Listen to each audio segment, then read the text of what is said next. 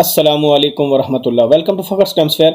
आज के इस लेक्चर में हम शिफ्ट और रोटेट की एप्लीकेशन से बात करेंगे और पहले हम ये दो एप्लीकेशंस आज के लेक्चर में कवर करेंगे। तो बाइनरी मल्टीप्लिकेशन पहली एप्लीकेशन हमारी है जिस पर हम देखेंगे इसको, और दूसरा डिस्प्लेइंग बाइनरी बिट्स के अगर आपके पास एक रजिस्टर में या वेरिएबल में एक नंबर स्टोर है और उसको बिट्स की फॉर्म में हमने डिस्प्ले करना है तो उसके लिए किस तरह शिफ्ट की इंस्ट्रक्शन हम देखेंगे कि आपकी हेल्पफुल होती है। ये हमारी पहली जी एप्लीकेशन है बाइनरी मल्टीप्लिकेशन।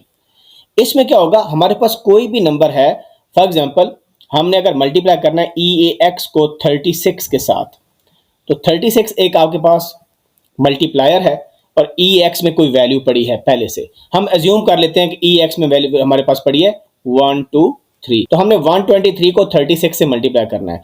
अगर हम वैसे मल्टीप्लाई करें 123 मल्टीप्लाई बाय 36 तो हमारा आंसर क्या आता है, ये हमारा आंसर आता है। लेकिन हम ट्रेडिशनल मल्टीप्लाई यानी मल की कमांड यूज किए बगैर हम लेफ्ट शिफ्ट के साथ भी इसको इंप्लीमेंट कर सकते हैं।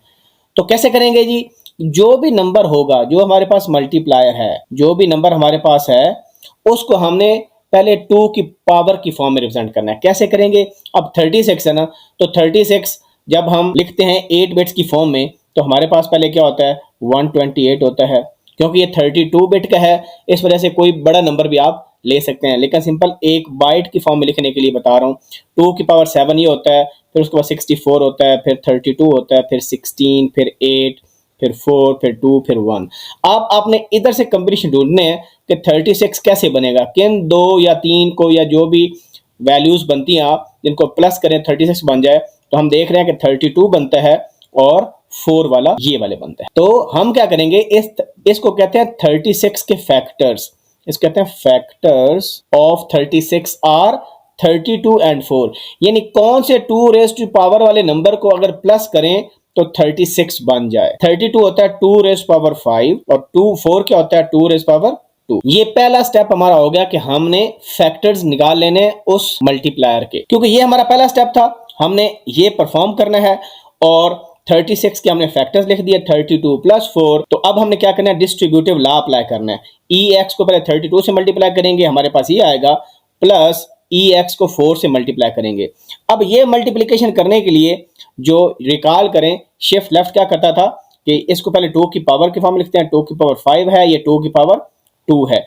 यानी हमने शिफ्ट लेफ्ट को यूज करके EX को शिफ्ट लेफ्ट करना है, कितने काउंट में, 5 काउंट में, और फिर EX को शिफ्ट करना है, लेफ्ट शिफ्ट करना है 2 काउंट रखकर, तो फिर इन दोनों को प्लस कर देंगे तो हमारा आंसर आ जाएगा। लेकिन अब पॉइंट ये है कि इसको कोड कैसे करना है। सबसे पहला स्टेप क्या है कि यहां पर देखें EX 2 दफा यूज हो रहा है, तो इंप्लीमेंट करने के there are so many methods. तो एक मेथड है कि हम रजिस्टर्स को यूज करके कर सकते हैं, क्योंकि EX 2 दफा यूज हो रहा है और EX की वैल्यू हमने अज्यूम कर ली, हमारे पास है EAX इज इक्वल टू 123। तो पहला काम ये होगा हमारा कि हमने आर्बिट्रेरी वैल्यू लेनी है EX की, EX 123 हमने लेट्स सपोज ये मूव कर लिया।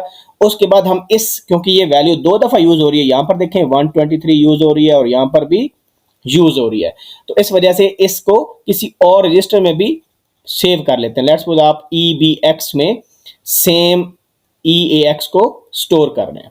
अब हमने क्या करना है, EAX को भी हमने मल्टीप्लाई करना है 32 के साथ और EBX को 4 से मल्टीप्लाई करना है। तो हम पहले क्या लिखेंगे, शिफ्ट लेफ्ट लिखेंगे और EAX, तो हम क्या इसको कितना काउंट में शिफ्ट करेंगे, हम करेंगे 5 में। यहां पर पावर आपने देखनी है 5। तो अगर मैं ये करूंगा तो एक्चुअली ये मुझे क्या प्रोवाइड कर रहा है, ये मुझे दे रहा है EAX multiply by 2 raise power 5 which is same as 123 into 32। ये चीज कर रहा है। और EBX में भी क्योंकि 123 पड़ा है, उसको भी हम शिफ्ट लेफ्ट करेंगे बाय हाउ मेनी टाइम्स, यहां पर देखें पावर कितनी है 2 है, तो 2 टाइम्स काउंट में 2 आ जाएगा। तो एक्चुअली ये क्या परफॉर्म कर रहा है आपके पास, ये 123 को मल्टीप्लाई कर रहा है 2 की पावर 2 विच इज 4। तो आपके पास ये हो जाएगा 123 इंटू 4। अब अगर इसको आंसर निकालें और ये आंसर निकालें और दोनों को प्लस करें, you will get same answer. अब अगला काम है इनको ऐड करना है। किसको ऐड करना है, EAX और EBX को। तो ऐड कर देंगे, ऐड EAX EBX, तो आपका EX के अंदर ये दोनों सम होके आ जाएंगे और आपका मल्टीप्लिकेशन होगी। वैसे अगर मल कमांड यूज करती है तो ये स्लो मल्टीप्लिकेशन होती है। तो हमने एप्लीकेशन देख ली किस तरह शिफ्ट लेफ्ट जो है बाइनरी मल्टीप्लिकेशन में यूज होता है।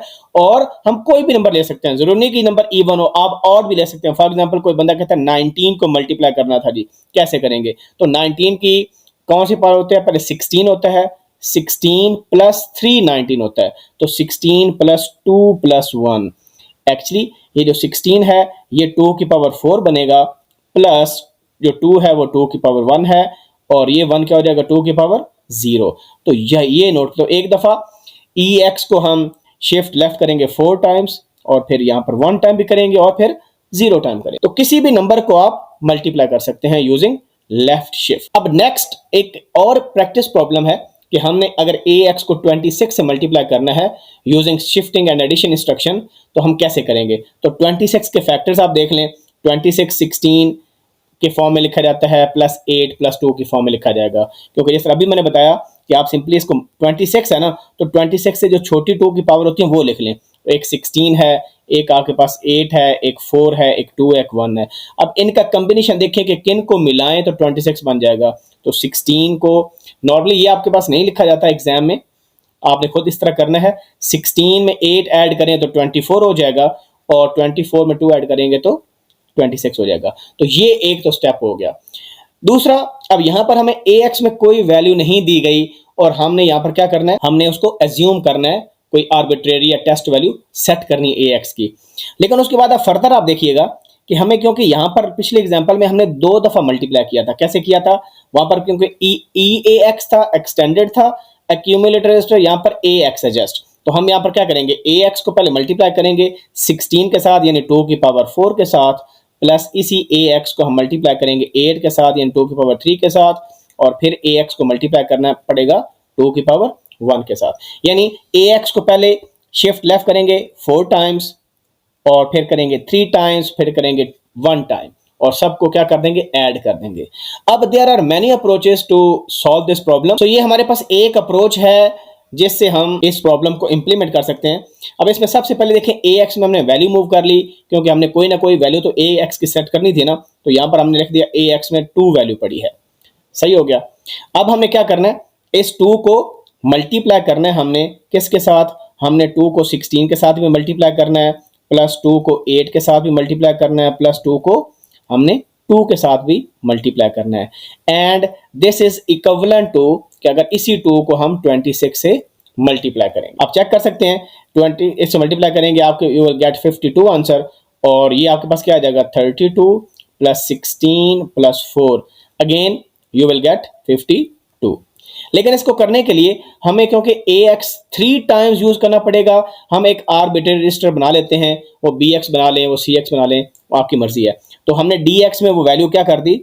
मूव कर दी, ताकि DX में भी AX का कंटेंट आ जाए। क्योंकि हमें बार बार यहां पर देखें, यहां पर यूज करना पड़ेगा, यहां पर भी यूज करना पड़ेगा, यहां पर भी यूज करना पड़ेगा।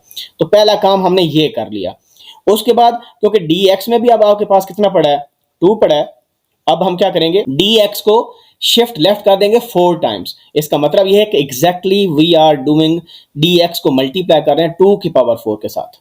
तो DX इंडीड आपका AX ही है, इस वजह से लिखा हुआ है कि DX में, क्योंकि AX की वैल्यू पड़ी है, तो हम ये काम कर रहे हैं कि 2 को मल्टीप्लाई कर रहे हैं 16 के साथ। तो 32 इसका आंसर आ जाएगा, और DX में 32 आपका स्टोर हो जाएगा। उसके बाद इस कंटेंट को, यानी ये जो आंसर है, इसको स्टोर करने के लिए हम किसी वेरिएबल में भी डाल सकते हैं, लेकिन यहां पर उसने पुश इंस्ट्रक्शन का यूज किया कि स्टैक में भाई इसको हम पुश कर देते हैं हमारे पास, ताकि आंसर ये महफूज हो जाए। उसके बाद क्या करें? DX को दोबारा यूज करने के लिए पहले DX की वैल्यू को हमने पुश कर दिया, वो सेव हो गई। अगर आपके पास लिमिटेड रजिस्टर्स आप यूज करना चाहते हो तो ये अप्रोच ज्यादा बेहतर है। तो फिर हम इस DX को कैसे यूज करेंगे? क्योंकि AX में हमारा 2 पड़ा था, दोबारा फिर हमने DX में 2 को पुट कर दिया, तो हमारे पास दोबारा DX में वैल्यू 2 आ गई। यहां पर हमने जब देखा था तो DX में वैल्यू हमारे पास क्या आ गई थी? यहां पर DX में वैल्यू आ गई थी 32। फिर हमने उसको पुश कर दिया, फिर DX में अगेन फिर हमने 2 को मूव कर लिया, यानी AX की वैल्यू को मूव कर लिया, और अब हम ये वाला पार्ट करने लगे हैं, ये 8 वाला। तो 2 into 8 करेंगे, शिफ्ट लेफ्ट कर देंगे DX को 3 काउंट के साथ। तो सिंपली ये क्या करेगा? ये करेगा कि DX में 2 पड़ा है, 2 को मल्टीप्लाई कर देगा 2 की पावर 3 विच इज 8। तो हमारे पास आंसर क्या आ जाएगा? 2 into 8 इज इक्वल टू 16। अब DX में 16 आ गया, ठीक हो गया, क्योंकि AX में 2 पड़ा था। अब लास्ट वाला हमने परफॉर्म करना है, क्योंकि ये डिस्ट्रीब्यूटिव लॉ है कि डिस्ट्रीब्यूटिव लॉ आपको पीछे बताया था मैंने कि इस AX की वैल्यू को आपने 16 से भी मल्टीप्लाई करना है, 8 से भी करना है और 2 से भी करना है। यानी हमने ये काम करना था AX multiply with 16 plus AX multiply with 8 plus AX multiply with 2। सही है। तो अब ये लास्ट वाला जो है AX मल्टीप्लाई बाय 2 वो हम यहां पर कर रहे हैं। 2 का मतलब 2 की पावर क्योंकि 1 है तो इसको एक शिफ्ट लेफ्ट कर दिया AX को, ये आपके पास ये वाला परफॉर्म कर रहा है। इसका आंसर क्या जाएगा 2 into 2 which is 4। अब हमारा अगला काम है कि DX में कितना पड़ा है 16 पड़ा है और AX में कितना पड़ा है 4 पड़ा है। हमने इन दोनों को क्या कर दिया ऐड कर लिया और आंसर को स्टोर कर लिया AX में। तो कितना आ जाएगा 16 प्लस 4 20। अब हम क्या करेंगे, ये जो शुरू में जो DX में हमने मूव किया था जिसमें 32 आंसर आया था उसको हमने पुश किया था स्टैक के अंदर, उसको पॉप कर लेंगे। तो पॉप एक्चुअली क्या करेगा, जो स्टैक में वैल्यू पड़ी है उसको DX में डाल देगा तो 32 आ जाएगा आपके पास। इन दो वैल्यूज को हम क्या कर रहे हैं ऐड कर रहे हैं और आंसर को स्टोर करें AX में, तो AX का कंटेंट आ जाएगा 52। तो इस तरह हम शिफ्ट लेफ्ट को यूज करके बाइनरी मल्टीप्लिकेशन कर सकते हैं किसी भी वैल्यू के साथ। यानी ये अब जो मल्टीप्लायर आपके पास है ये कुछ भी हो सकता है, जरूरी नहीं कि इवन हो, ऑड भी हो सकता है। ये हमारे पास सेकंड एग्जांपल है शिफ्ट लेफ्ट की कि हम किसी भी नंबर को बाइनरी बिट्स की फॉर्म में लिख सकते हैं। नॉर्मली मेमोरी में क्या होता है कि हम बाइट को एक्सेस कर सकते हैं, बिट को एक्सेस नहीं कर सकते, लेकिन अभी हम देखेंगे कि शिफ्ट लेफ्ट को यूज करते हुए किस तरह हम एक नंबर की बिट्स को भी एक्सेस कर सकते हैं। तो लेट्स सपोज हमारे पास एक नंबर है और ये डबल वर्ड है। हमें पता है डबल वर्ड 4 बाइट्स का होता है और 4 बाइट्स का मतलब है 32 बिट्स। तो इसमें हर नंबर ये हेक्साडेसिमल के अंदर है। अब 1 को हम अगर इसकी बाइनरी फॉर्म लिखें तो 0001 आ जाएगा, आगे 2 है तो 0010, 3 है 0011, 4 0100, आगे A है 1010, फिर B है 1011, फिर C है 1100 एंड D 1101। ये हमारे पास 32 बिट्स हैं इस डबल वर्ड की जो कि बाइनरी वैल्यू में वेरिएबल के अंदर स्टोर है। अब प्रिंसिपल क्या होगा, प्रिंसिपल यह है कि किसी सिंगल बिट को नॉर्मली देखिए ये 4 बाइट्स आपके पास लिखी हैं, ये आपके पास पहली बाइट है, ये दूसरी बाइट है, ये तीसरी बाइट है, ये चौथी बाइट हमारे पास है। तो हम बाइट को इजीली एक्सेस कर सकते हैं थ्रू डिफरेंट हमने मैकेनिज्म पढ़े हैं कि इनडायरेक्ट एड्रेसिंग मोड यूज करते हुए किस तरह हम बाइट को एक्सेस कर सकते हैं। लेकिन बिट को एक्सेस करने के लिए हम जो मैकेनिज्म यूज करेंगे या हमारे पास जो एल्गोरिदम है वो इस तरह वर्क करेगा कि हम क्या करेंगे, इस नंबर को पहले शिफ्ट लेफ्ट करेंगे। जब हमने प्रिंसिपल पढ़ा हुआ कि जब भी शिफ्ट लेफ्ट होती है तो हमारी जो मोस्ट सिग्निफिकेंट बिट है ये कहाँ चली जाती है, ये कैरी फ्लैग के अंदर चली जाती है। इस केस में 0 है तो 0 चली जाएगी कैरी फ्लैग के अंदर। उसके बाद फिर हम कैरी फ्लैग को ही टेस्ट करके, यानी जो कंडीशन लगानी है वो कैरी फ्लैग पर लगानी है कि कैरी फ्लैग की क्या वैल्यू है। अगर 0 है तो हम 0 रखेंगे, अगर 1 है तो फिर हम 1 अपडेट कर देंगे। कहाँ अपडेट करेंगे, इसमें 32 बिट्स हैं तो हम एक एरे बनाएंगे, एक कैरेक्टर एरे बनाएंगे और उस एरे को हम क्या करेंगे शुरू में 0 से इनिशियलाइज कर देंगे। ठीक है, ये 32 वैल्यूज हैं और हम एक सोर्स इंडेक्स रजिस्टर हमारे पास होगा ESI और इसमें हम एड्रेस डाल देंगे इस एरे का। अगर तो कैरी फ्लैग की वैल्यू 1 हुई तो हम 1 डाल देंगे, अगर 0 आई तो 0 डाल देंगे। तो टेस्ट केस हमारा कैरी फ्लैग के ऊपर होगा। अब यहां पर देखें हमने बफर के नाम से एक एरे बनाई। अब ये 32 बाइट है, उसका साइज है 32 बाइट्स। हम एक बिट को एज अ कैरेक्टर स्टोर करेंगे और कैरेक्टर 1 बाइट लेता है।